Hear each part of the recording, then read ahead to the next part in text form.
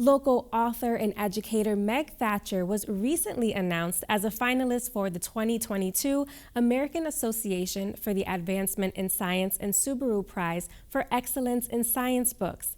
Her children's book entitled Sky Gazing is nominated in the Hands-on Science Book category. It offers a tour of our solar system and teaches sky gazers how to find planets and constellations in both hemispheres. Thacher, who is also an instructor in the astronomy department at Smith College, joined me to talk more about the book and this national recognition. I've always wanted to write a book for kids about doing astronomy in the city because you can't see as many things. And a lot of people think that you can't do astronomy in the city at all, but you can see the sun and the moon and some really bright stars and planets and even the International Space Station going overhead. So I wanted to write a book about that. And I'd been writing for magazines, for kids magazines, for about 3 years. And suddenly, out of the blue, Deb Burns, who is an acquiring editor at Story Publishing, contacted me and said, "Hey, you teach astronomy and you write for kids. Could you write us an astronomy book for kids?" And it was perfect timing for all of us. You have a degree in physics, a master's degree in astrophysics, have studied astronomy, and are currently teaching that at Smith College. Where did your interest in science begin? Well, it probably began when I was a kid. I've always been curious about how things work. My dad used to always take us on nature walks when we were kids. And my mom always liked math.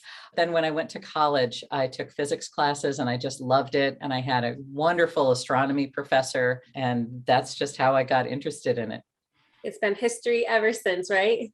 Absolutely. Now, speaking of that interest that begins as a child, which I think it happens for so many of us. I know my daughter right now, it's like one science experiment and she wants to be a scientist. You mentioned that you wrote for children's magazines, and this book is targeted for kids aged 9 through 14 years old. What is it that you love so much about targeting and writing to this age demographic? And in turn, what challenges come up trying to explain these complex concepts in a way that these children can actually comprehend? I just really love communicating about something I love in terms that are really compelling for kids and really meaningful and exciting for them. What's challenging for this demographic really is writing about science in a way that's understandable to kids. And that means definitely using vocabulary that's age appropriate and making sure that I write to the proper reading level. That for me is the hardest part.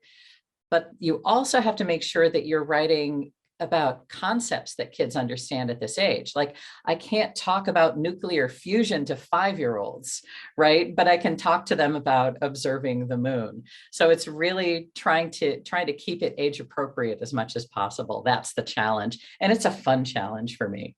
And I know that you've also described astronomy as a gateway science. So can you expand a little bit on what that means to you? And why do you think astronomy is so compelling for us all? Well, I call astronomy a gateway science, and I don't think that I've made up that term, by the way. I think a lot of people call it that. So kids just love space. They also love dinosaurs and they love giant machines. And so these are topics that we can use to get kids interested in other science. And it also inspires wonder. Astronomy provides a lot of different ways in for kids. So there are some kids who are interested in space travel, and there are other kids who are interested in the stories that people make up about the constellations. There's some kids that just love it when stuff blows up, and that happens a lot in astronomy. And the night sky is very beautiful. So I think there are lots of different ways for kids to connect with astronomy, and that's one thing that makes it compelling.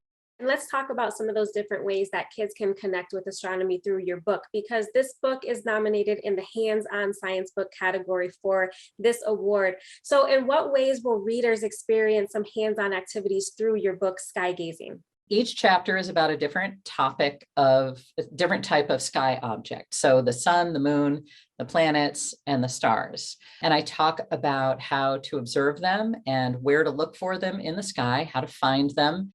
There are sky charts in the star and constellation chapter.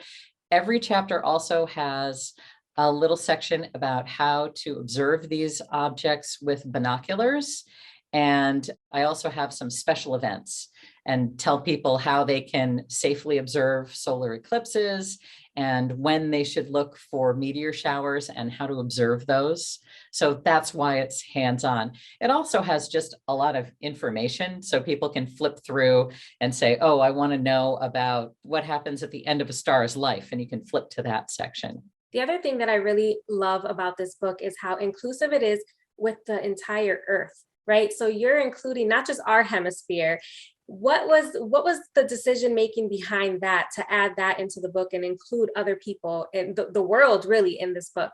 I want all kids to be astronomers, not just American kids, and not just kids living somewhere where the sky is very dark. I'm always very careful when I'm talking about astronomy to say, now this is what it looks like in the northern hemisphere. If you were in the southern hemisphere, it would look like this.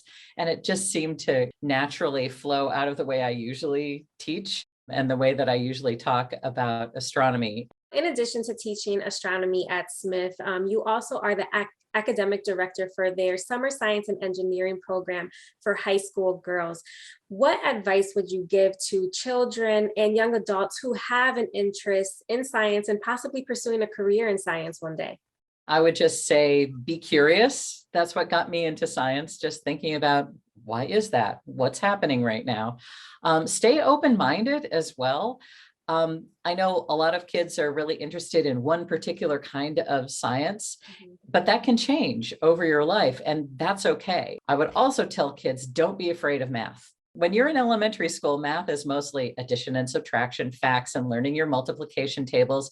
And that's not really the main idea of math. Math really is the language of science. So astronomy is math, and algebra and geometry and calculus and all kinds of different things. So math is a lot more than just what you're learning in school to make sure that you get a good grade on the test. It's very expansive. The American Association for the Advancement of Science, which presents the award that you have been nominated for, really emphasizes the importance of good science literature and encouraging children and actually people of all ages to explore that literature. What do you hope that children, adults, families gain from your book? Well, of course, I want them all to learn about astronomy and get interested in astronomy and become astronomers. So we'll have more astronomers and more people studying it. But really, the other thing is I just want everybody to go outside and enjoy the night sky with their friends and their family. It's part of our heritage as human beings. I mean, the oldest stories that people have told are about the stars, and they were ways of figuring out what was going on in the world. It's the oldest science. So as a human, you should go out and look at the stars as often as you possibly can.